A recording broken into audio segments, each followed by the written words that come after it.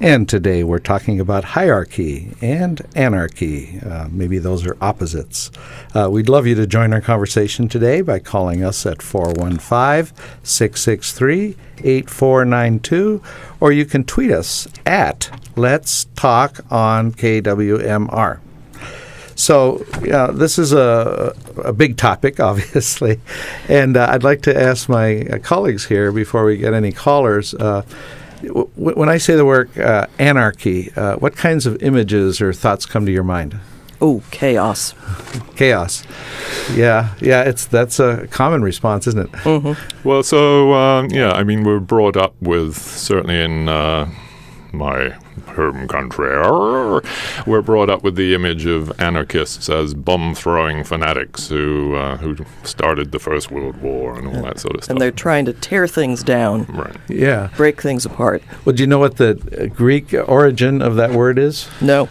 That's right. No ruler. Oh.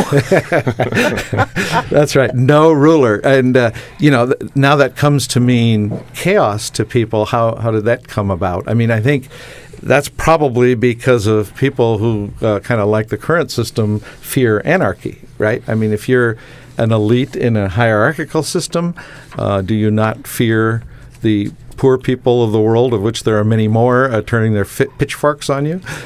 Well, of course, yeah, and it's a buzzword, right? I mean, it's a meme in our culture that the anarchists are dangerous, and you certainly don't want those sort of people in the neighborhood. I mean, good heavens! And they're often associated with political parties that many of us consider fringe.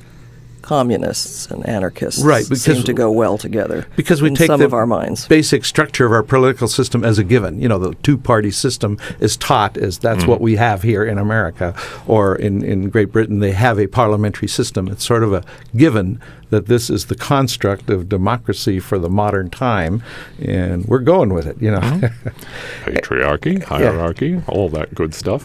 But if anarchy only means no ruler, maybe we're attributing an outcome that people fear or that people push for other people to fear. The alternatives that we have keeps us from considering being more anarchistic or maybe less hierarchical in how we organize as people in various ways. Well, if anarchy is no ruler, what's hierarchy?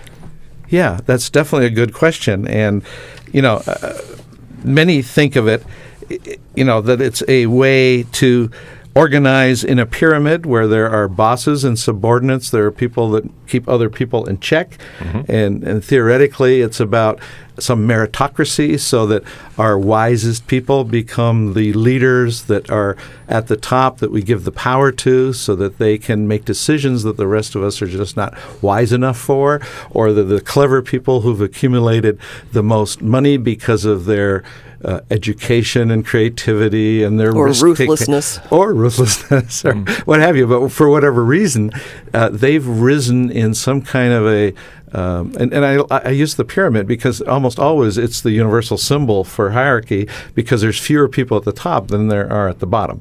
That's sort of a given. These pyramids are never upside down where there's one person at the bottom of the power and all the people at the top, because in a way, and then pyramids are different steepnesses. So hierarchies can have different forms, right? And some of them might be easier to climb up. I mean, we talk about climbing the ladder in political, social, economic And there might be more rungs on some of them in terms of those ladders.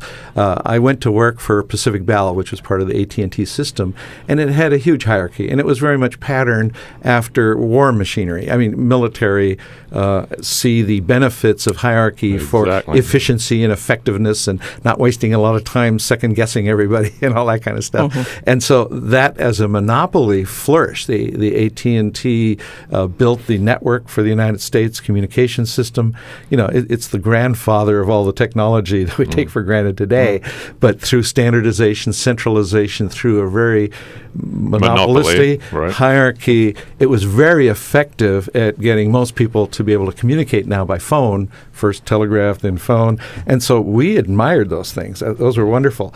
But as times went on and the technology got more complex, the company realized it had to deal with the fact there would be competition. And in the end, what they did to to deal with the competition is flatten the organization, less rungs to go up, broader areas. And that meant giving power to the people who are at the bottom of the pyramid, who are actually the ones interfacing with customers.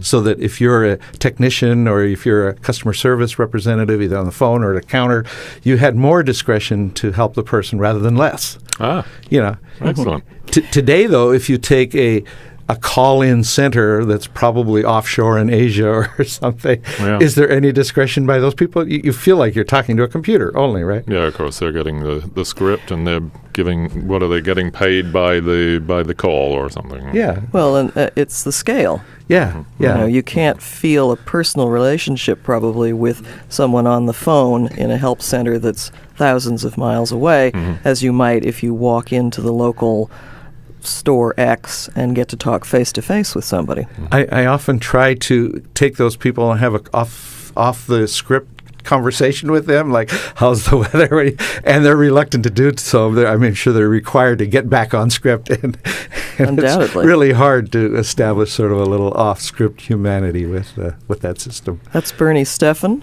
Paul Raffel. I'm Lyons Filmer, and you are tuned to KWMR. The program is Let's Talk. This topic today, brought to us by Bernie Steffen, is Anarchy and Hierarchy, and we welcome you to call in 415-663-8492. Please join this conversation. Tell us what you think about anarchy and hierarchy.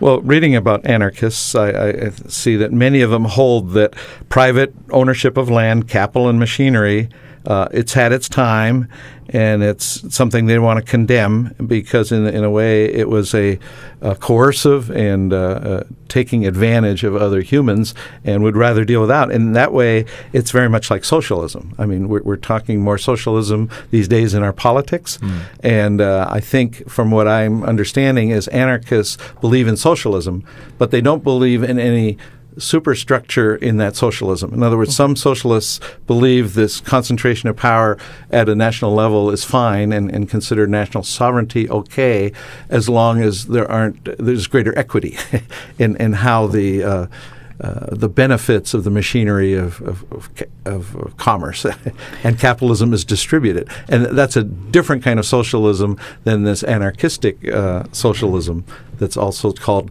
libertarian anarchism by some folks. So what would it look like in, for example, in our little bubble of West Marin? What would anarchy look like here? Well, I think first it looks like we don't send anything anymore to Washington, D.C. in terms of statements and stuff. We sort of say, you guys are irrelevant. If you want to have a war, I'm not paying for it. I don't care what you say. Sacramento, I don't care what you say. And San Rafael, we'll keep your sheriffs that are here already, and we'll keep some of the things that you give us as services. But why don't you mind your business on the other side of the hill? And we here in West Marin will organize ourselves to figure out the best way to make sure that we all get some shelter, safety, housing. And in that sense, we will have specialists and leaders, but it'll be more of a voluntary system. It's like a voluntary fire department. It's like everybody comes when they're needed, and they've been trained to be able to help their neighbors. Well, there might be a little analogy between anarchy and hierarchy and unincorporated and incorporated. Yes. In West Marin, we're unincorporated. Our first level of government is the county in San Rafael, as you said. But I still think it's all about scale. It is. That you can do some things in a simpler setup on a smaller scale, but when you get out to state, there's so many people of us in this country. And the question anarchists pose is, do you really need that county, state, national, and international governance to allow life to flourish on the planet? Anarchists don't have a policy that they want to see enacted. It's more like, we just want to get rid of all that stuff, and we don't need any policy. Just leave me alone. I'll work my relationship, trust that we humans actually know how to cooperate, and we can organize ourselves into co-ops, and we can be responsible for the watershed and what water we use and what water we leave. We can be responsible for the land use decisions here. We don't need federal government saying this is national park, you shall not tread on here. But we can indeed protect future generations' access to nature by being locally responsible. And yet the national park, in this instance, protected land from being developed. Money would have won out in that. Yeah, I think scenario. I support that hierarchy to keep in check the hierarchy of private property. See, in other words, in the anarchist model, you don't have private property. You may get to use the land that you live on, and more like indigenous people, that they view that they're part of the land rather than they own the land. And I'm a realtor. I go through title insurance. I'm thinking to myself, this company is ensuring that forever these people will own this. What nonsense. But, the truth is we've bought into a system that enforces that private ownership. And in order to have some counterweight, the same way that unions are there to protect labor rights against greedy capitalists, we need a government that's strong enough to protect against greedy landowners, if you will, who would take it for themselves. Well, one of my brothers and a number of his friends were members of the Spartacist League back in the 70s in Berkeley. And one of the friends very much believed that everything should be shared. He wanted to share toothbrush. And I'm like, no.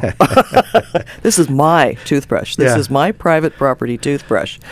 So there are no lines. There aren't many lines, maybe, that we can clearly draw. A lot of it is comfort level for us individually. Well, I agree. And within families, there's a pecking order. There's a hierarchy. And it used to be, by many of the monotheistic religions, that meant the man is the head of the house and everybody must obey and all that kind of stuff. And that was part of a religious view that level of hierarchy needed to be exercised in the home. A more modern view is, no, let's hear what the kid has to say. Let's not just tell him he needs to be, seen and not heard or whatever. We've become much more democratic or flattened out in terms of power within the family.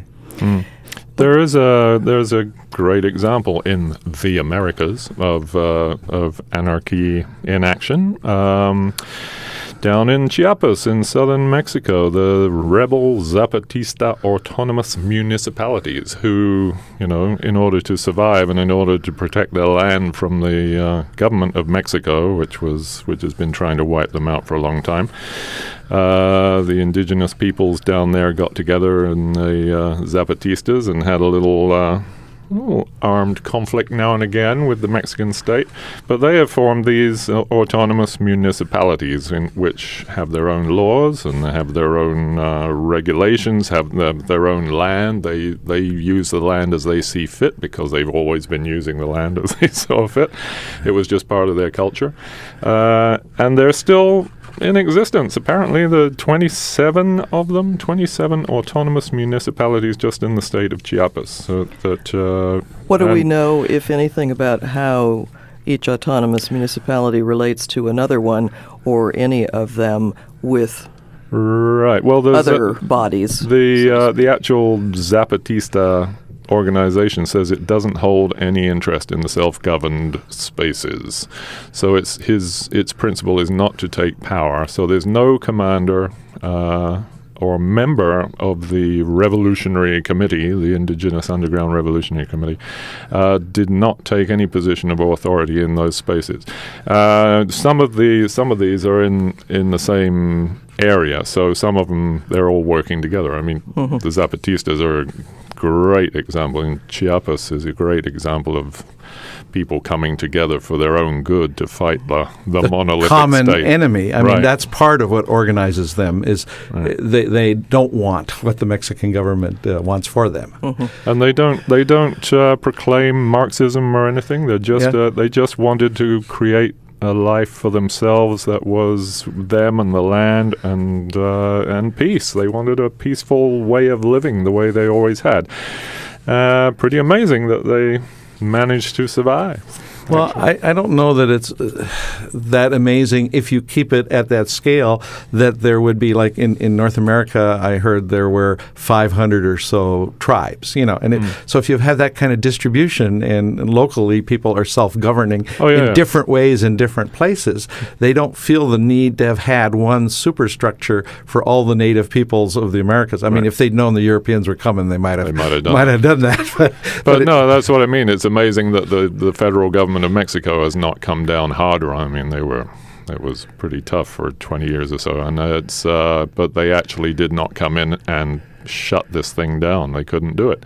You wonder what might happen in this country where every organization is militaristically trained now, all the peace officers, etc. Well, I like the example you brought forward, Paul. I think that a lot of indigenous groups have had that tradition. And you were talking about the toothbrush. I'm sure they have the concept that you can personally own, like maybe a horse, or you can own your rifle, or you can own your teepee, or you could own, but you don't own the land under which somebody else has to put their teepee and collect from them every month. Mm-hmm. That's a different kind of a ownership.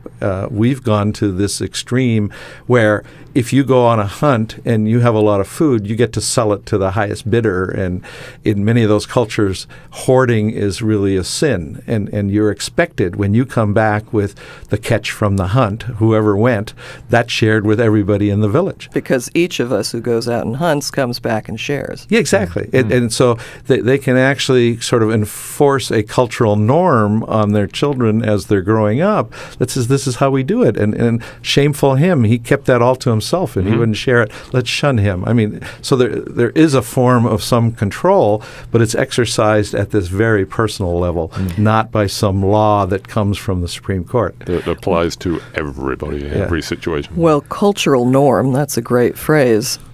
If we are all in agreement to shared values, then that can work.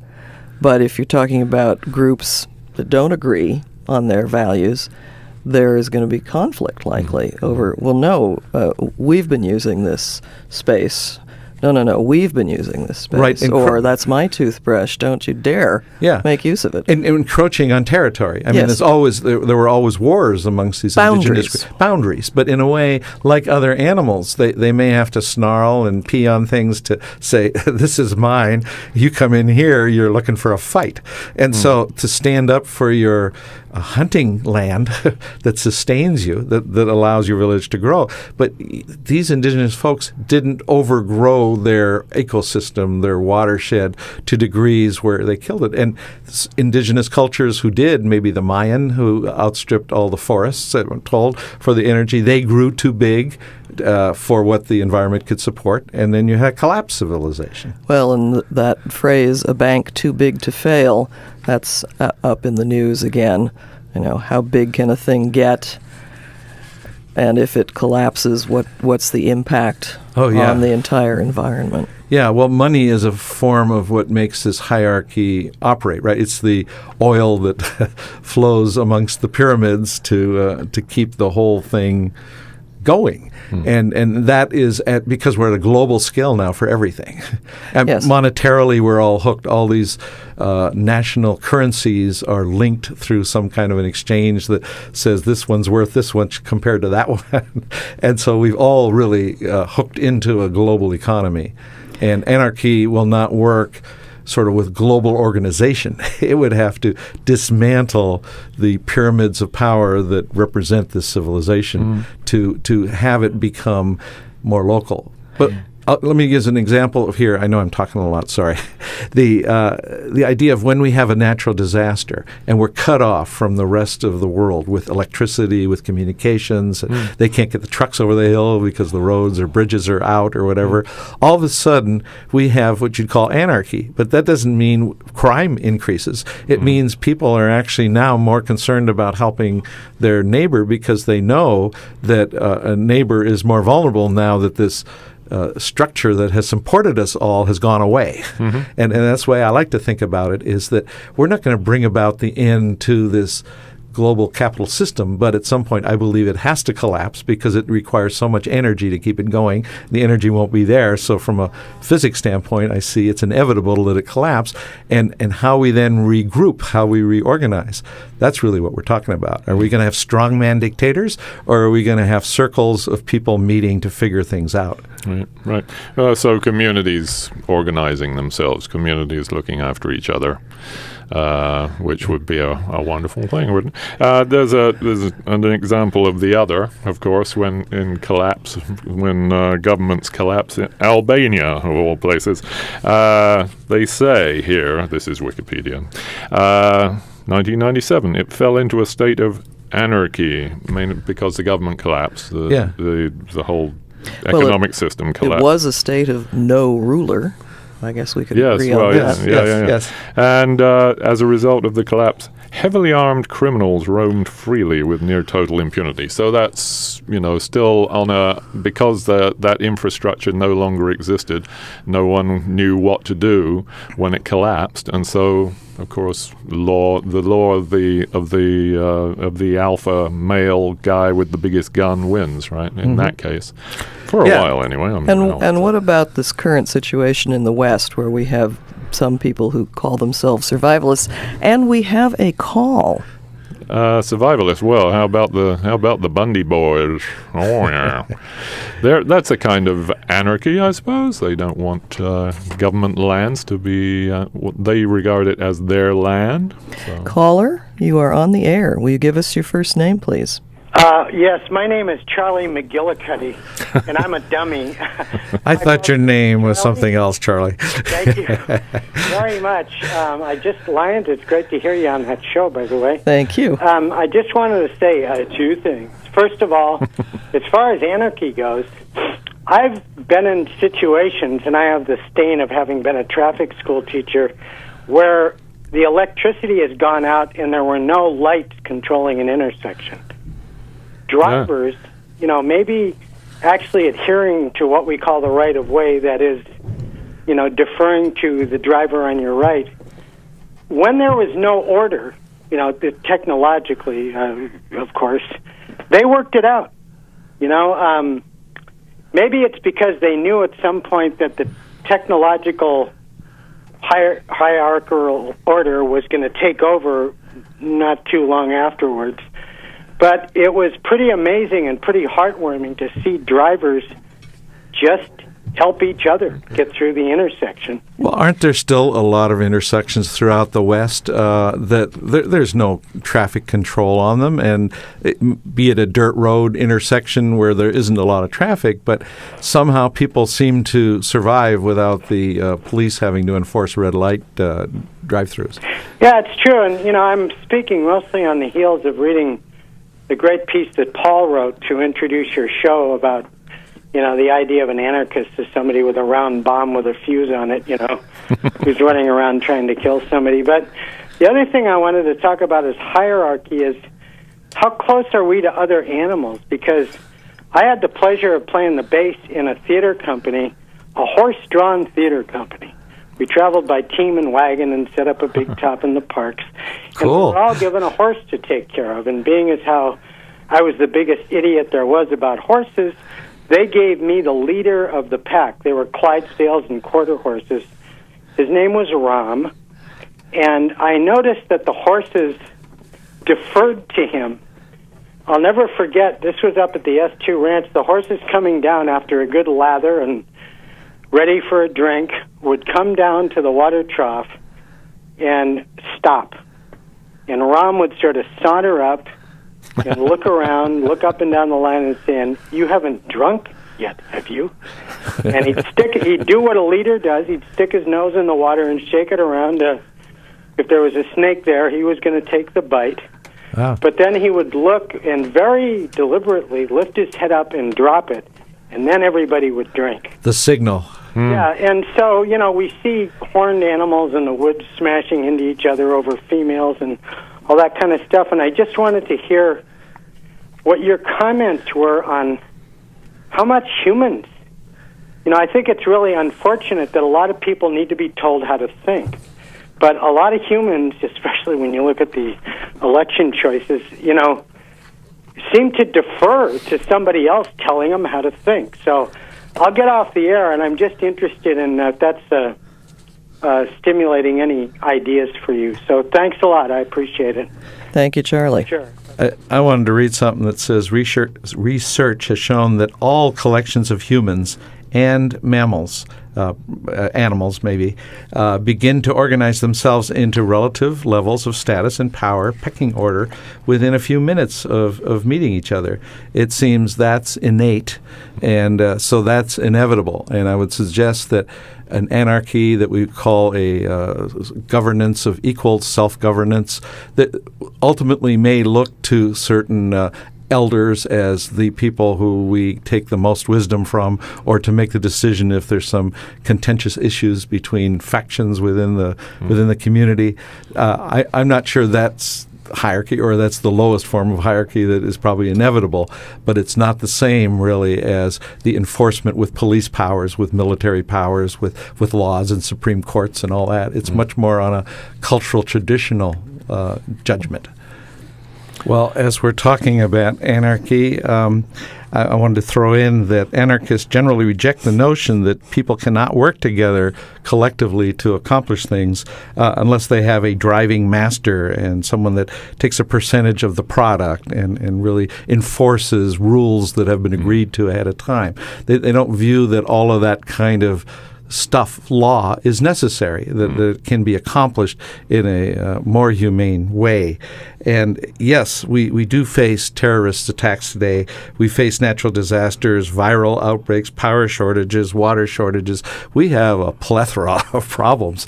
And some might say that the hierarchy is incapable of keeping up with sort of the complexity of the problems that have arisen from the complexity of the hierarchy, and that maybe it's time that we just abandon that whole view that we always need to have a CEO of everything.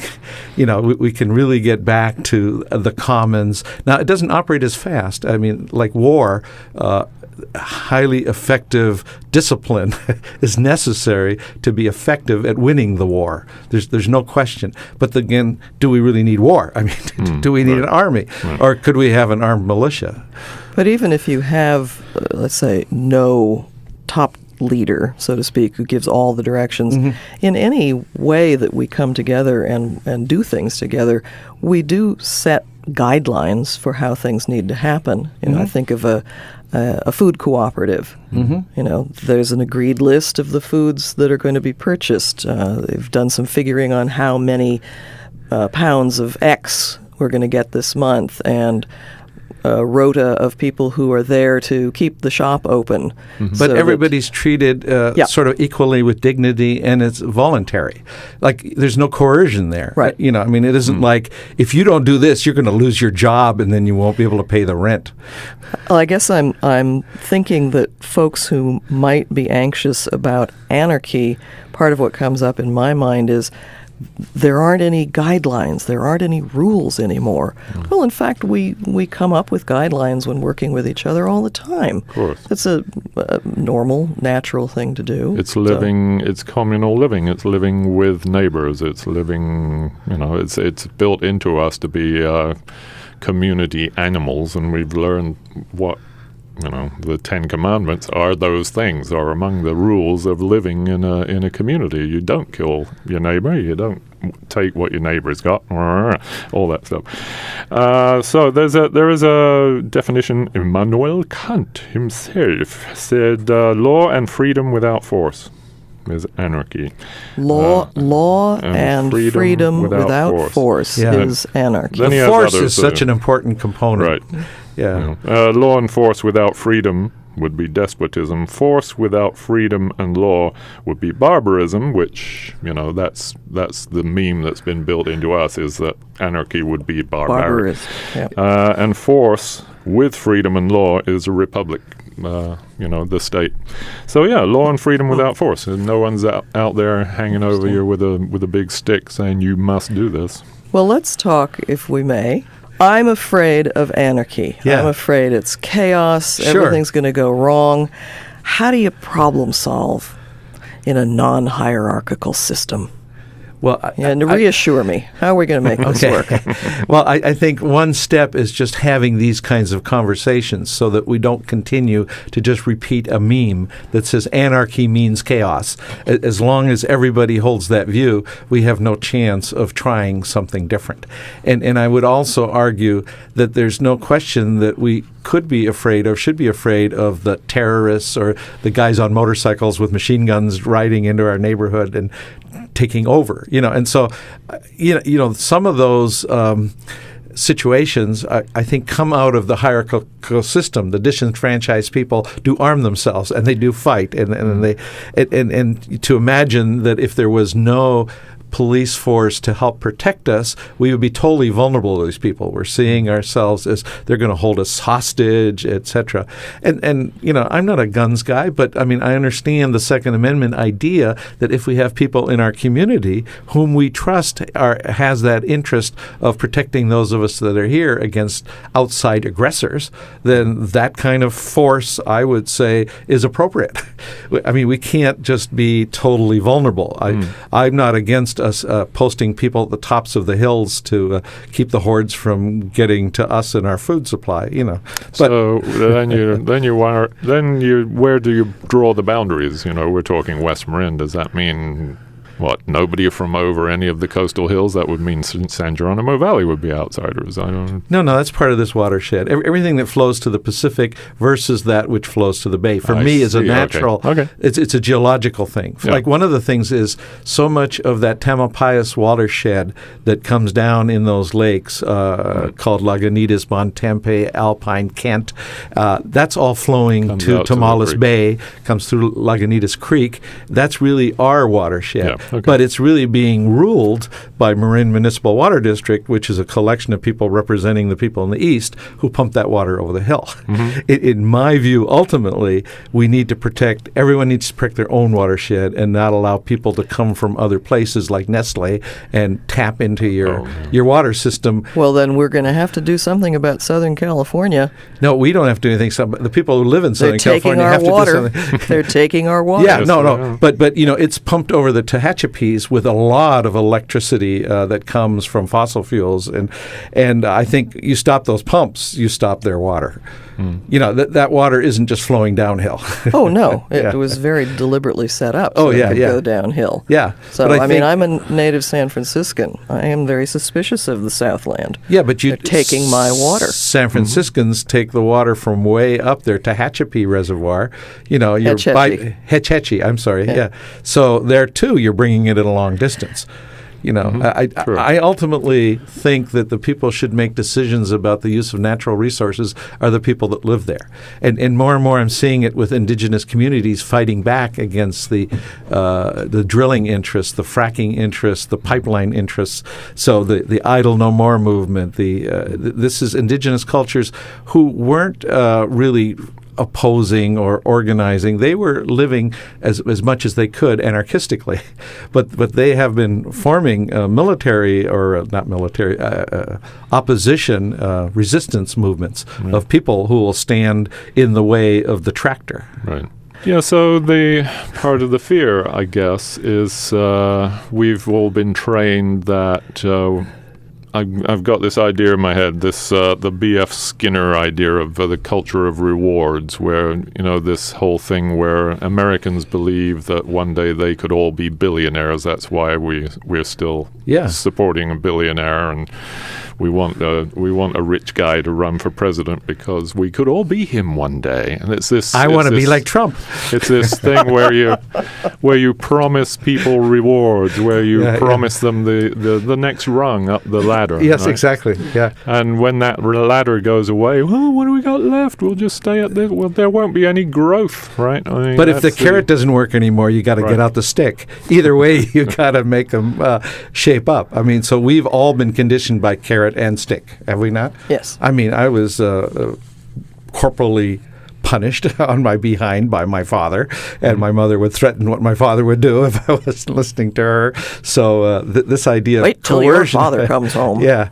But then we see how, as a society, it gets unfairly administered, as we see the racism reflect itself in policing, and you have communities of color getting the short end of the stick? No, the big stick, where the rest of us get let go because we look like the officer. Others are much more systematically disenfranchised and punished economically. And so there are so many systems at work that keep people in their place. This used to be the land of opportunity, and some people are still believing it, but less people are believing it. You're listening to KWMR, West Marin Community Radio. It's Let's Talk with Bernie Steffen, Paul Raffel, and me, Lyons Filmer, sitting in Robin Carpenter's chair for today. Do give us a call, 415-663-8492. Join the conversation on anarchy and hierarchy. I wanted to raise the point about our policing services, if you will. I appreciate that we have created this body of people who are protecting me in some circumstances. There's no question that horrifically bad things have been done by people in that role. But it's also a damned hard job. And as a society, I think we have the responsibility to make sure that if we give power to a body of people to do something on our behalf, that we make sure they are carrying out the cultural values. Now, some of the values that are getting carried out are from slavery and racism and that kind of thing, and we need to change those cultural values. Well, I agree that we outsource taking our safety to the police department, and it's their job to service us by protecting us. But I think in some ways we're fooling ourselves, because if really some huge invasion comes or something, the police are easily overpowered, and if we, the people, haven't sort of backstopped that or participate, like we had this huge traffic jam again on Valentine's Day, on a Sunday, on a warm day, that all these sweethearts went to watch the sunset and then decided they were going to eat in town or something or go home. And then we have stop signs there at Olema and Sir Francis Drake and Highway 1 and at Levee Road, and both of them backed up all the way past Chicken Ranch Beach where I live. So nobody seemed to step out and take on the role of let me help by bringing 10 cars in this way and then 10 cars that way. It's this, everybody is obeying the stop sign and being careful, and there's total gridlock. The police aren't, for some reason, stepping in to deal with that. Maybe it's uncomfortable to get out of the station or out of their squad car. I don't know. Or they're needed elsewhere for something more serious. Yeah, but again, nobody would benefit from trying to run an ambulance or a fire truck through that kind of a log jam. And I think we as citizens don't step up enough. I think that we could indeed do that. It's just someone who's got some time, this is a problem, and sort of say, I'm going to overrule the stop sign. But in a way, we've all been conditioned to fear that.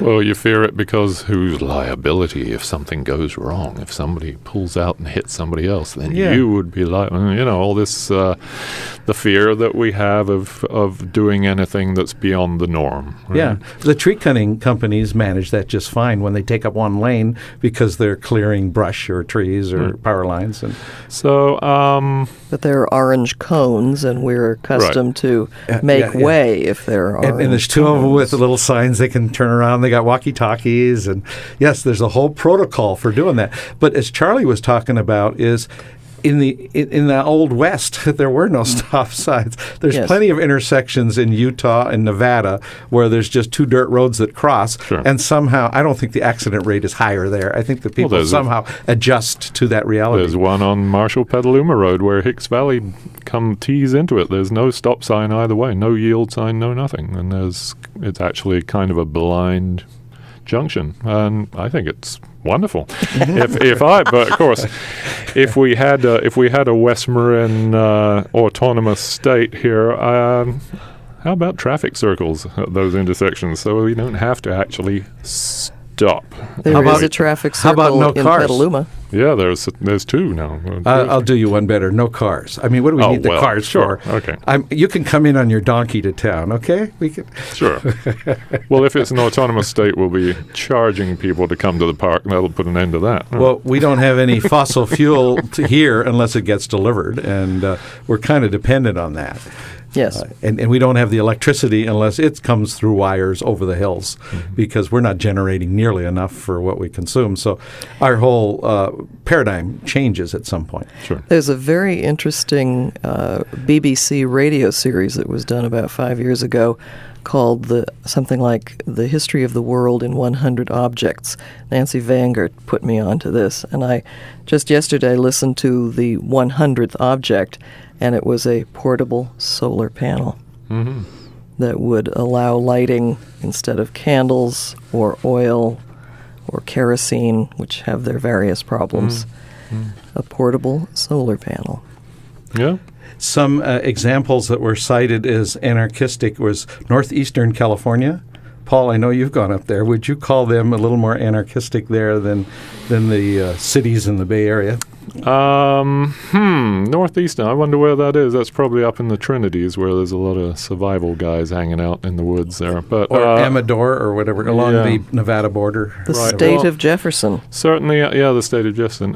Certainly up in Surprise Valley, up in Modoc County, it's the law of the West up there more than anything else. Nobody really likes to call the police. They just figure things out for themselves. It was also cited that Alaska, outside of the major cities, Anchorage and Juneau being exceptions, I'm sure, but most of Alaska is still pretty much a Old West anarchy type style, and people get along. I mean, obviously there are interesting stories, but in general, we're not saying that we need to bring police in there to bring order amongst those people, because they're not living as densely. I think the more we try to live in cities and the closer we live to each other, the more we really want to look to others to help resolve our disputes. Well, that brings up the boundary question again. I mean, we not only have an idea of, okay, this creek forms a boundary between your farm and my farm, or this arbitrary line is between this state and that state, but we have psychological boundaries. Oh, yeah. That toothbrush story is a total psychological boundary violation in my book. I don't want your toothbrush. No. And this friend didn't offer to share my toothbrush, thank goodness, but I heard the story. But boundaries, and the closer together we live, the more we need those boundaries to get along. And that's and so those boundaries. So you start living anonymously in a city, you tend to forget what a community is all about. And when the stop sign goes out, what do we do? You figure it out. Or a healthy neighborhood in a big city. Yeah, true. Caller, you are on the air. Please give us your first name and join the conversation on Let's Talk, and watch your language. Yes, hi, this is Mary, and I hope to be joining you all next week. Hi, Mary. Thanks so much for calling. An interesting show. I do have a comment, if I may. Mary, you live in Woodacre, right? I live actually in San Geronimo. Oh, in San Geronimo. Great. We love having listeners call in from the valley, too. Good. Well, I just wanted to say that, as you mentioned before, that if we look to nature for our guide in terms of the fundamental urgings of life and how we organize, there is an innate, what do you want to call it, DNA imprint that we organize around skills and abilities, inclinations, and in the case of modern society, unfortunately, money and power. So the key may be, one of the keys may be in the placement of certain checks and balances that the community agrees upon. I think it's interesting that our Constitution was directly taken from the way the Iroquois organized their community, with two key exceptions. One, they took away the women's voices, not a good idea, and also the acceptance of people who were different than themselves. And I think we would be looking at a very different country, a very different world, if that kind of equality wasn't taken away. Yeah, that's a very good point. And I think that it was good of our founding fathers who were trying to break away from the hierarchy of Great Britain and all of its power to adopt some things from the native folks. But I think they did miss some aspects of valuing nature in addition to human property. Yeah, and women. I mean, and women, that's yeah. the other half of humanity. Well, yeah, they were property too, right? I'm just kidding. Oh, they were. They were, unfortunately. And And you're right. The Iroquois held women not in the same roles, but definitely in power roles, right? And also, if there was an issue that came up that the chief ordained and the Women's Council met and said this is not good for the community, you don't forget that baby sits on her kidneys for 9 months. She's going to feel differently about life and death. Yep. And that could trump the chief. Wow. I also heard that it's that Council of Women who chose their representative to go to some regional powwow. They choose a man, but they were choosing the man based on their values. Yeah, and the goodness of the man. Yeah, like whether he was a warmonger or whether he was someone that would help protect the community. Yeah, so it just seems that neither system in its purest form works because you have all these other inclinations of what it is to be a human being on the planet. But taking the best from both and putting in place some kind of, I don't want to get too woo-woo here, but some kind of spiritual agreement about what is important about life. Yes. And a voice that has power and trumps those decisions no matter who they come from. Kind of a cultural wisdom that gets carried forward. Yes. Yeah, that's an excellent point, Mary. So are we going to see you in the studio here next week? Yes. Wow. We'll look forward to that. Great. I look forward to it. Yeah, thanks so much for calling today. You bet. Thank you so much. Thank you, Mary. Bye, Mary. Bye-bye. So that definitely important point. Yeah, so the innate values that indigenous people certainly, most of them anyway, certainly lived by, the innate values of respect for their own lives and for the life around them, because that was what was supporting them. We have this artificial framework all set up, all these networks of roads and deliveries and all that stuff that, you know, maybe will last 3 days if everything falls apart. And then what? Anarchy! No, it'll be drones dropping in the FedEx package. Don't worry. Of course it will. But yeah, it's the calling into question the falseness of the hierarchy, this national patriarchal system that we have going here.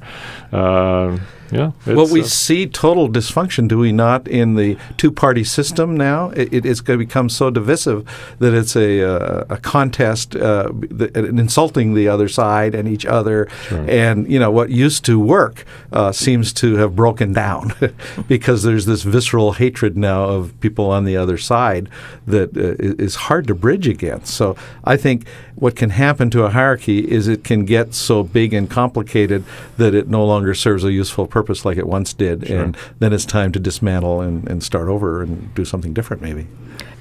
Another example, Somalia.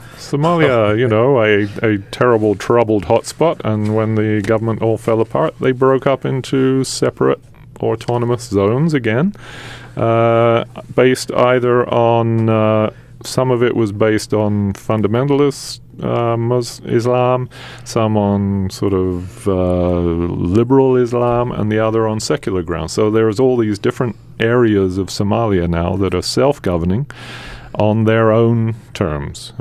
So far, they're not actually fighting each other, but yeah. We've seen images, though, in Mogadishu of these young men on the back of pickup trucks with guns driving through the streets, and that's what the media mostly focuses on to give us an impression that this is what happens when your government breaks down. And Toyota loves it, of course, because they're all driving Toyotas. I want to use one last example here because we are coming to a close, and that is consider radio. I mean, so much concentration has happened in radio such that a Clear Station and other big networks no longer really have local reporters, so that they can't even deal with an emergency happening in a town because all their programming is coming from some national facility. And I'd say we hear an example of anarchy at KWMR. Now, we have order. We have Amanda Eichstead running it as CEO, station manager. We have Lyons Filmer here as director, and she's our boss. But it's a kind of a hierarchy that is not. It's based on voluntary. None of us feel like we're stuck here, have to be here, and we're given a lot of latitude. And so that's what makes this resource so valuable to me. Is this example of anarchy radio? You know, and I think that we just need to rethink what the word anarchy really means and not stay with the single image of chaos. Right. Well, I'd like to thank our listeners today and our callers for your participation. I hope you'll tune in every Thursday at 11 because your voice really does matter.